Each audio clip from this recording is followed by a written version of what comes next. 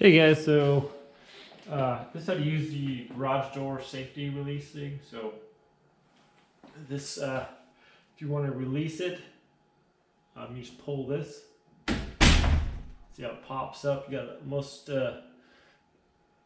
garage doors have a worm drive. Some have a belt, but I think it works the same way. In order to disengage it, you just pull this down. So that's the emergency release there. So if your power's out and you need to get out of your garage, you pull this down, and that allows the garage door to be lifted manually. Now to re-engage that, you have to kind of pull this cord at a straight angle and kind of give it a pretty good pull on there. So like that. So it should engage like that. And you can try to pull on your garage, see if it'll move or not.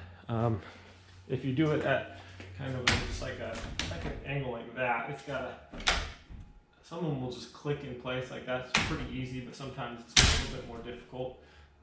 Just make sure it's in place. That's not going to move up and down like it is like that. So you know it's re-engaged when it's up like that. So. Thanks for watching. Everyone have a great day. We'll see you next time.